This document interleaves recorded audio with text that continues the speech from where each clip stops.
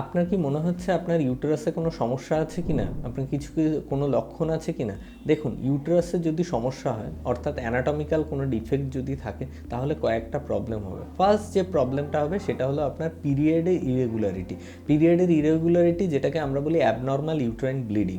কীভাবে হতে পারে? নাম্বার ওয়ান, আপনার যে পিরিয়ডের সাইকেল, অর্থাৎ কতদিন পর পর আপনার পিরিয়ড হয় সেটা ডিসরাপ্ট হয়ে যাবে। এমনও হতে পারে অনেক দিন পর পর আপনার পিরিয়ড হচ্ছে, সেটাতেও আপনার প্রবলেম হতে পারে। আবার টাইমটা খুব শর্ট হয়ে গেল, তখনও কিন্তু আপনার ইউটেরাসে প্রবলেম থাকতে পারে। নেক্সট কী হতে পারে? আপনার ইন্ট্রামেনস্ট্রুয়াল ব্লিডিং। ধরুন সাপোজ আপনার 30 দিন পর পর পিরিয়ড হয়, কিন্তু 15 দিন পর পর দেখছেন হালকা হালকা একটু একটু ব্লিডিং হচ্ছে, এটাকে বলা হয় ইন্ট্রামেনস্ট্রুয়াল ব্লিডিং। এটাও কিন্তু বিভিন্ন ধরনের পলিপকে ডিনোট করে। নেক্সট কী হতে পারে? আপনার যে পিরিয়ডের প্রচণ্ড হেভি হচ্ছে, অর্থাৎ এন্ডোমেট্রিয়াম, যেটা ইউটেরাসের ভেতরের লেয়ার, সেখানে কোনো একটা জিনিস আছে যার জন্য ইরিটেটেড হচ্ছে।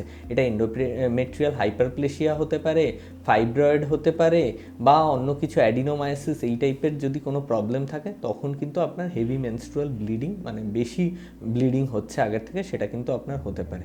নেক্সট, আপনার যদি ইউটেরাসে কোনো সমস্যা থাকে, তার জন্য আপনার খুব বড় যদি ফাইব্রয়েড হয়, তখন হেভিনেস, মানে পেটের তলার দিকে একটা চাপের মতো অনুভব হতে পারে। টয়লেট বা আপনার যদি পটি করার সময় আপনার অসুবিধা হতে পারে। এগুলোই যদি আপনি কোনোটাই দেখেন, আপনি অবশ্যই ডাক্তারের সাথে পরামর্শ করে আপনি কিন্তু টেস্ট করান।